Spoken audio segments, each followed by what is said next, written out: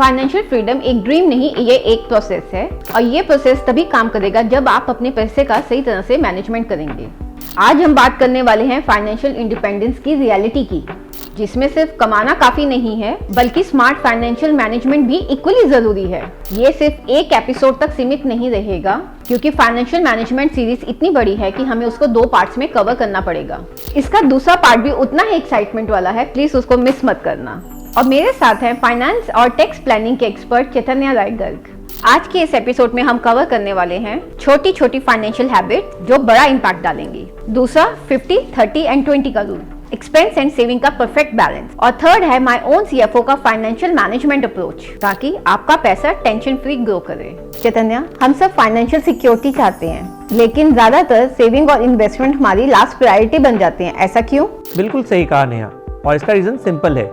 लोग पहले खर्चा करते हैं, फिर देखते हैं कि जो कुछ बचा हुआ है उसको सेव करेंगे। ये तो उल्टा अप्रोच हुआ ना। अगर फाइनेंशियल इंडिपेंडेंस चाहिए तो पहले सेविंग्स और इन्वेस्टमेंट्स का प्लान तैयार होना चाहिए। सोल्यूशन सिंपल है, 50, 30, 20 रूल। 50, 30, 20 रूल एक ये बहुत ही लाइफ चेंजिंग इंपॉर्टेंट फॉर्मूला है जो कि आप सब पे अप्लाई करता है, मेरे पे भी। 50, 30, 20 एक सिंपल रूल है, पर ये लाइफ चेंजिंग क्यों है? अब ये इंपॉर्टेंट क्यों है? क्योंकि ये एक ऑटोमेटिक फाइनेंशियल डिसिप्लिन क्रिएट करता है आप सबके बीच में। आपकी इनकम का जो 50% खर्चा है वो आपकी बेसिक नीड्स या बेसिक लिविंग एक्सपेंसेस के लिए, जो कि बहुत ज़रूरी है, उस पे जाएगा। जैसे कि रेंट, ईएमआई, आपके डेली राशन, यूटिलिटी बिल्स या इंश्योरेंस, उन सब के लिए ये 50% निकालना बहुत ज़रूरी है। अगला 30% जो है वो आपके लाइफस्टाइल और आपके day to day fun money कह लीजिए, उसके लिए यूज होगा, जैसे कि shopping, movie, entertainment, dining out, Netflix या फिर ट्रैवल। जो रिमेनिंग 20% है वो आपकी सेविंग्स और इन्वेस्टमेंट्स का पार्ट बनेगा, जिसमें आपका इमरजेंसी फंड्स, म्यूचुअल फंड्स या स्टॉक्स या रिटायरमेंट प्लानिंग, ये सब उसमें कवर होगा।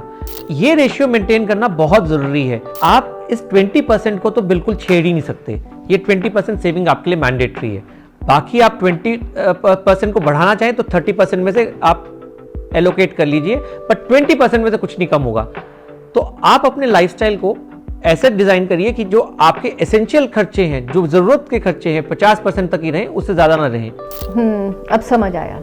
मतलब पहले 20% आप सेव करो, फिर बाकी नीड्स एंड वांट्स में मैनेज करो। एग्जैक्टली नेहा, जितनी जल्दी आप ये हैबिट अडॉप्ट करेंगे उतनी ही जल्दी आपका फाइनेंशियल इंडिपेंडेंस का रोड मैप सेट हो जाएगा।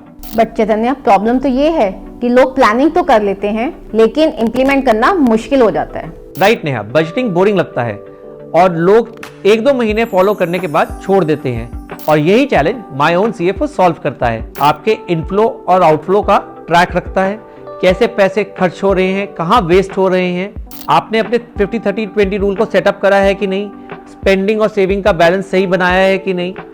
फाइनेंशियल रोड मैप क्रिएट करेगा जो माय ओन सीएफओ, वो आपके सभी लाइफ गोल को अलाइन करने के लिए बनाएगा। इसका रिजल्ट क्या होगा? No over spending, no stress और फुल फाइनेंशियल क्लैरिटी। साथ ही साथ एक आपके लॉन्ग टर्म वेल्थ क्रिएशन बिना किसी हेडेक के क्रिएट करने में आपकी हेल्प होगी। मतलब ज्यादा पैसा कमाने से फाइनेंशियल फ्रीडम नहीं आएगी जब तक आपका मनी मैनेजमेंट स्ट्रांग नहीं होगा। बिल्कुल, smart earning plus smart managing is equal to financial independence. अगर आज से ही किसी को 50, 30, 20 का रूल अप्लाई करना है तो पहला स्टेप क्या होना चाहिए? चलो जानते हैं कि कैसे हम 50, 30 रूल को अप्लाई कर सकते हैं। तो पहला स्टेप है, आप अपने इनकम और खर्चों का एक डिटेल ब्रेकअप लिखो। दूसरे स्टेप में आप अपने खर्चों को नीड्स, वांट्स और उस पर क्लियरली डिफाइन करो। तो नीड और वांट के बीच में आपको अंतर करना ही पड़ेगा। कई लोगों को लगता है नेटफ्लिक्स बहुत ज़रूरी है या फिर और कोई सब्सक्रिप्शन बहुत ज़रूरी है। ये सब्सक्रिप्शन आपकी एंटरटेनमेंट के लिए है, पर आपके एजुकेशनल क्वालिफिकेशन या फिर आपकी और कोई नॉलेज को बढ़ाने के लिए नहीं है। तो ये वांट्स की कैटेगरी में पड़ता है। तो इसी तरह से और भी कुछ बहुत सारे खर्चे होते हैं जिनको आपको क्लियरली आइडेंटिफाई करने का, कौन सा नीड्स है, कौन से वांट्स हैं। तीसरे स्टेप्स में आप अपनी सेविंग्स और इन्वेस्टमेंट्स को ऑटोमेट करो। जब मैं कहता हूं ऑटोमेट करो, तो आप अपना एक और बैंक अकाउंट खोल लो। उस पर जैसे ही आप एक ईएमआई जैसे आपकी कटती है, वैसे ही आपका 20% आपकी इनकम में से सीधा निकल के उस बैंक अकाउंट में ट्रांसफर कर दो हर महीने की शुरुआत में। तो उससे क्या होगा कि आपकी वो सेविंग हो जाएगी, और इसी के साथ आप अपनी इन्वेस्टमेंट्स को भी ऑटोमेट कर दो। उसी बैंक अकाउंट में जिसमें आपने अपनी सेविंग्स को डाला है उसमें से आपकी रेगुलर मंथली सिप कट जाए या आपके इंश्योरेंस प्रीमियम कट जाए, जो आपको फाइनेंशियल प्लानर बताए आपके लिए जो सही इन्वेस्टमेंट है उस पर बताए, तो उसको ऑटोमेट कर दो। तो उस पैसे को आप खर्च ही नहीं कर पाओगे, वो आपके उसमें से निकल के आपके फाइनेंशियल गोल्स की तरफ अलाइन हो जाएगा।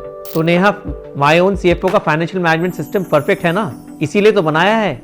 तो इसी सब परेशानियों को सोचते हुए माय ओन सीएफओ को कंसेप्चुअलाइज करा गया था कि कैसे हर एक इंडिविजुअल का एक सही से फाइनेंशियल मैनेजमेंट सिस्टम बना सकें। तो माय ओन सीएफओ का फाइनेंशियल मैनेजमेंट सिस्टम एक परफेक्ट रोल प्ले करता है हर एक इंडिविजुअल की फाइनेंशियल फ्रीडम की जर्नी में। और ये तो दोस्तों फाइनेंशियल मैनेजमेंट का तो पहला पार्ट था, और दूसरे पार्ट में हम बात करने वाले हैं कंपाउंडिंग के मैजिक के बारे में, और साथ के साथ इमरजेंसी फंड की इंपॉर्टेंस के बारे में, जो आपकी फाइनेंशियल स्टेबिलिटी के बैकबोन बन सकते हैं। लाइक करें, शेयर करें और चैनल को सब्सक्राइब करना बिल्कुल ना भूलें।